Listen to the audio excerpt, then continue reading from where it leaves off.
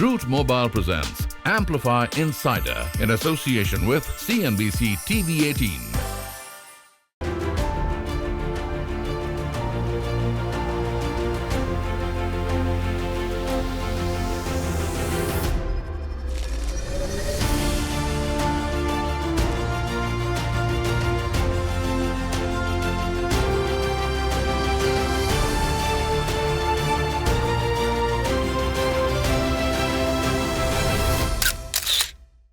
Hello and welcome to Root Mobile presents Amplify Insider in association with CNBC-TV18. I'm Mridu Bhandari. On this podcast today, we are diving into the world of generative AI and how it's transforming customer interactions. Gen AI is projected to create up to $4.4 trillion in value by 2030, according to McKinsey, making it a game changer across industries. From hyper-personalization to human-like conversational interfaces, businesses are harnessing the power of Gen AI to redefine customer experience. Joining us today is Sammy Mamdani, Head of Global Operations at Root Mobile, a company that is at the forefront of AI-powered communications between enterprises and their customers. And Sammy is going to share insights with us on how businesses can leverage Gen AI to engage consumers more effectively, scale personalization, and navigate the complexities of AI integration while ensuring security and data privacy. Welcome, Sammy. Thank you so much for joining us here today. Thank you for having me. It's a pleasure. Give us a sense of what is fundamentally being changed by Gen AI when it comes to businesses interacting with their consumers. In the simplest of terms, Gen AI is making those customer interactions extremely simple, more personalized, more contextual, faster, more accurate. It's really helping businesses cut through the noise and get at the heart of the problem when it comes to answering customer queries, providing unique content for every individual user. Think about those times where you and I may have reached out to a customer service agent and for any services that we consume. And what is the one thing you hear all the time? Rest assured, sir, rest assured, madam, I will solve your problem. I'll work on it. What happens at the end of that long conversation? More often than not, you come across with no real solution and you're just frustrated. So that is where generative AI and Gen AI solutions come in through a different set of tools where they really empower businesses to attack the problem where it lies, understand what consumers want. And all of this is being done at a very efficient level. It's helping businesses save a lot of costs. Different studies, say anywhere from 20 to 30% of operational costs are saved through the deployment of effective Gen AI solutions. Right. So, but then traditional AI has been around for some time now. How is Gen AI then different? What is the newness that it's adding to these customer interactions that AI was not able to do? So when you say traditional AI, you're referring to the older days traditional chatbots that we used to have or other interfaces. Those in nature are very rigid compared to what Gen AI does. Those were rules-based. They had specific responses tailored for a finite set of problems. So it was more rigid than what Gen AI does. And what happened back then when we used to, in the early days, chat with a online tool, you ask a question that's not in the script and you're done. You hit a block, you get frustrated as a consumer, you wasted all that time and you say, all I wanted to do was get my problem solved, talk to an agent in real time, a human being. Gen AI brings that level of human interaction without bringing the human into the picture. It's able to understand customers' queries, learn from past interactions, apply context, provide answers, adapt in real time, have real-time conversations. And it makes people feel like you're talking to a human being. And today's consumer is also extremely demanding. We want very, very personalized experiences. Absolutely. Hyper-personalized, hyper-localized as well in a global world, in the digital era. Now, that's a lot of things put together for a business to achieve. How can Gen AI help then achieve hyper-personalization at scale? Because offering personalization to a select few customers is easy. Sure. But how do you do that at So scale? personalization, it's been around for a while. It's nothing new. Businesses have been offering that in some way, shape, or form. The hyper-personalization that you mentioned, how is Gen AI helping with that? How are we achieving that? I don't think we're still there. We're on our way. We're far better than we used to be. And that is through consuming the ability for a Gen AI model to consume vast amount of historical data. based on past interactions, past purchases, user behavior. It can take all of this data, structure it. It can take it in unstructured format, structure it, analyze it, learn from it, and then analyze the trends and behaviors, and then provide a lot of personalization and context to what the user has been doing and to what it needs in the future. So that's where the hyper personalization comes in, with the ability to just eat up data like crazy. Right. And we've also, of course, had a lot of activity happening around voice, around voice to text, around text to voice. Give us a sense then how Gen AI is transforming these conversational interfaces for businesses, and what are some of the big challenges that businesses face in making these conversations very, very real and human-like? So, I mean, the technical answers, these AI chatbots, I mean, these voice solutions, different AI solutions, they employ natural language processing, machine learning. That's the canned response, right? That's how they do it.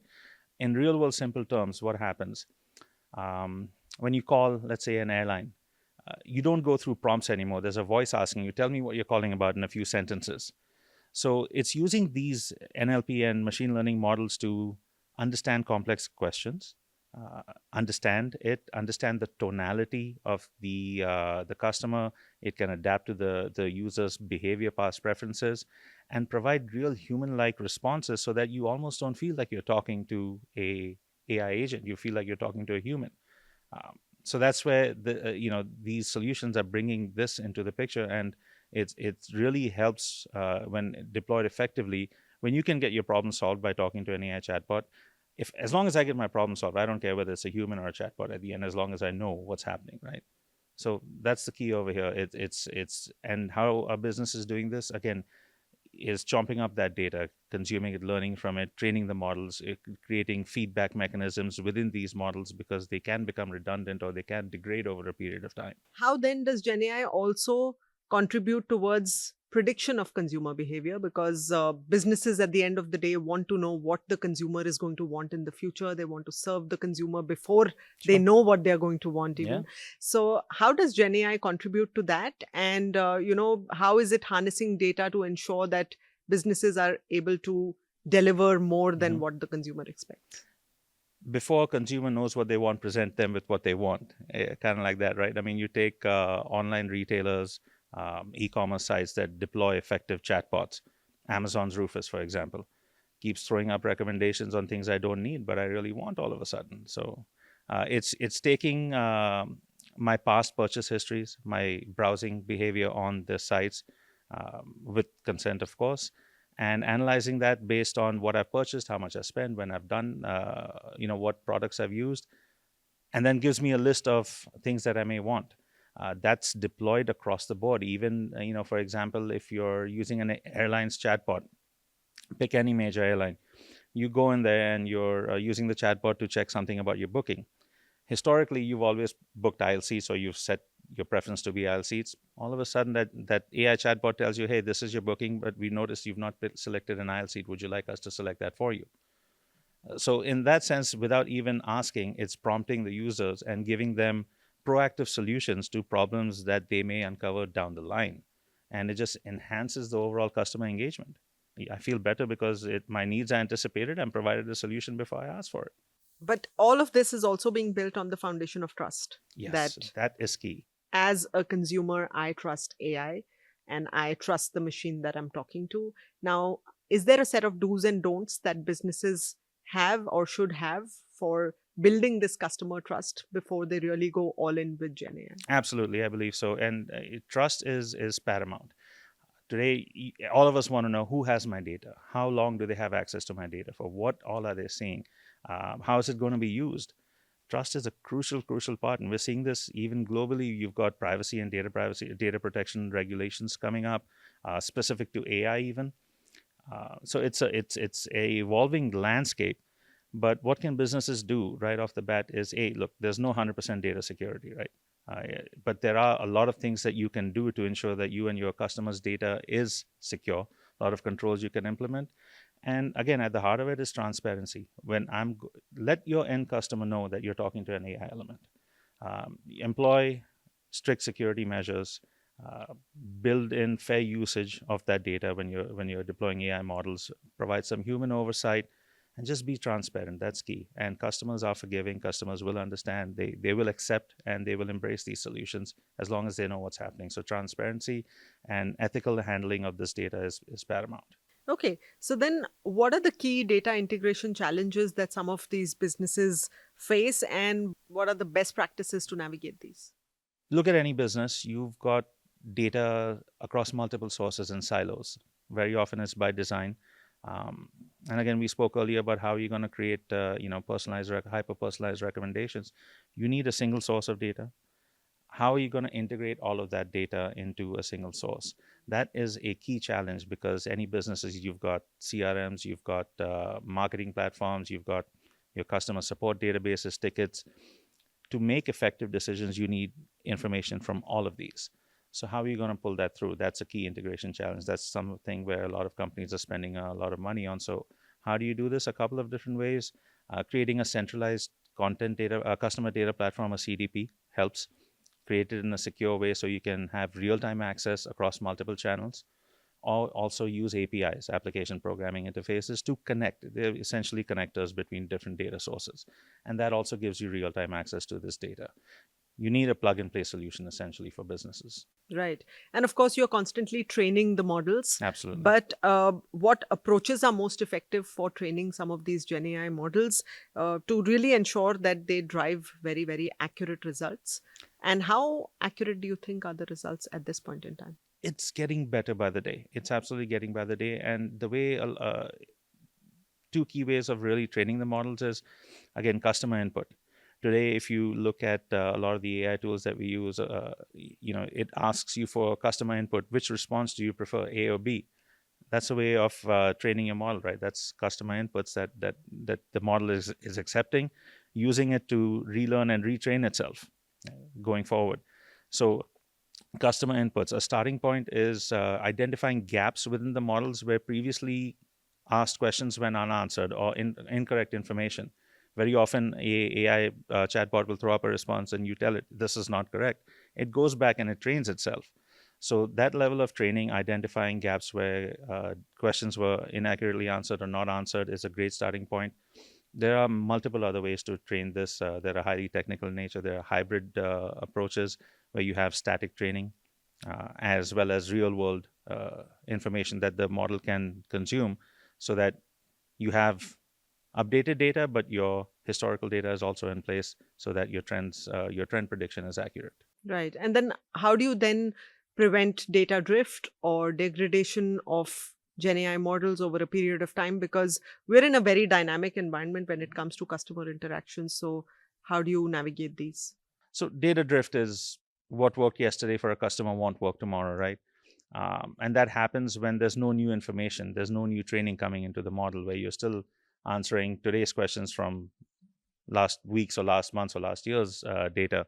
So again, going back to the previous example, this is where the training comes into place. To prevent that data drift, you have to continuously train that model, retrain that model, fine-tune it so that it does not lose its ability to adapt and contextualize responses and understand the user's preferences, for example. Okay, so I also want to spend a quick few minutes on legacy systems because, a lot of the business systems or processes today are legacy in nature. A lot of the digitalization has actually happened only post-COVID because we were pushed into it. So how do businesses then integrate generative AI into their existing legacy systems or their basic digital frameworks that they might have put into place over the last 2-3 years? Any specific roadmap that, going sector agnostic and scale agnostic that you can share? The easiest answer is, again, APIs. To get a plug and play solution, not always easy, but with the use of APIs, with custom APIs, at our end, I know we have a team that's continuously working on custom APIs for our customers, because a lot of these enterprises don't want to go through overhauling their existing IT infrastructure. Why should they? They've got multiple business systems, anywhere from 20 to 70 per company, different applications that they use. So how do you bring all of that together? How are you integrating, whether it's AI, whether it's your omnichannel communication tools, how do you bring all of those together? And the simplest answer is APIs. and work on custom APIs. It really cuts out the cost. It helps businesses just integrate new applications, new systems, use new services, and it does it in a very secure manner. So that's the easiest answer. Okay, so let me then come to this very exciting event that's coming up in Yes. Mumbai. Root Amplify is what it's called. Tell us what that's all about. You're bringing together a lot of visionaries under one Yes. roof, and what's the agenda for that? So the agenda is to showcase the latest and greatest in digital communications and digital identity. The idea is to bring, as you said, these industry leaders, visionary thinkers, decision makers to come together, create a platform to discuss disruptive innovation, answer what's next. How do we deal with what's next? And generative AI is going to be at the heart of a lot of what we discuss at this event. It's happening later this month, so we're looking forward to having everyone from the industry and from other industries come together and share knowledge and learn from it. I want to ask you, what do you think is next in terms of trends, in terms of, global innovations or technology trends that we should be looking forward to as far as using Gen AI in customer experience is concerned in particular? Look at today, you and I as consumers, how much tolerance do we have for canned responses? How much tolerance do we have for information that's not personalized to us? We're demanding that customer expectation. Those customer expectations are going to continue to grow. So that is one key trend that businesses have to be aware of. You have to have your investments in IT infrastructure, data security, privacy, transparency, everything we spoke about earlier in place. The most exciting part of any of these solutions, it's complex, it can be complex, but the beauty lies in its simplicity. I mean, how effectively does it enhance the day-to-day work that I do? How it's enhancing so many businesses' internal operations, whether it's sales, whether it's tech support, customer engagement, marketing, whatever it is. It's enhancing the processes on a day-to-day basis. It's helping us refocus our human resources on more important tasks, on the bigger picture, while taking care of the routine, mundane, the rudimentary things that we have to do on a day-to-day basis. So that is really exciting. I think that's just going to get better and better. And as businesses and as companies who provide these solutions really build in privacy, data security, and facilitate the adoption by making people comfortable with the use of it, we're just going to see an explosion of this. And I think it's going to be great for everyone. So I just want to pick up that one point that you said, that deploy human resources elsewhere. But don't you think this is going to cause a lot of displacement as far as jobs are concerned? Are a lot of people going to be unemployed in the next 4-5 years if Gen AI pervades pretty much every business function in our enterprises? I think you will have a short-term rejigging, for lack of a better word. The important thing is you have to have resources. You have to have your team trained on these models. Today you've got everyone using these models, but in such an ineffective manner. Like I keep using the word shadow AI companies, right? Most companies today don't have a policy yet in terms of how you use AI. Everyone's using it and not using it in the most effective manner. So you have to train your employees on this, on how they can use these tools as a force multiplier. And again, repurpose those humans for more innovative tasks, more innovative projects, something that does not require the same actions to be repeated day in and day out. Right. All right. Your top 3 pieces of advice to any enterprise that is on the fence when it comes to using Gen AI for customer interactions. Also do mention the cost to benefit ratio for an enterprise. Get on it. It's inevitable. Do not resist. You have to adopt it. If you don't do it today, you're going to be left behind. You don't have a choice. You don't have a choice. It's where we're heading. That being said, make sure you have your privacy and your security built in. Make sure you have that transparency into all elements of your AI strategy. And the third thing is, in the short run, don't try and get too complex with it. You don't have to spend an arm and a leg today, depending on what your business needs are. You can still use and deploy AI solutions in a very cost-effective manner and use it to solve the simple problems. And that is where the word force multiplier that I use comes into play. You solve one small problem today, it just amplifies into some other benefit down the line. Sounds great. Thank you so much, Sammy. It's been an absolute pleasure talking to you. Thank you for joining us here. Well, the potential of Gen AI to revolutionize a customer experience is immense. But with that potential come challenges, data integration, model accuracy, and building customer trust being just a few. As businesses continue to invest in AI, the real differentiator will be how well they adapt to this evolving landscape. Thank you so much for joining us here today. Stay with us. Until next time, it's goodbye. Root Mobile presents Amplify Insider in association with CNBC-TV18.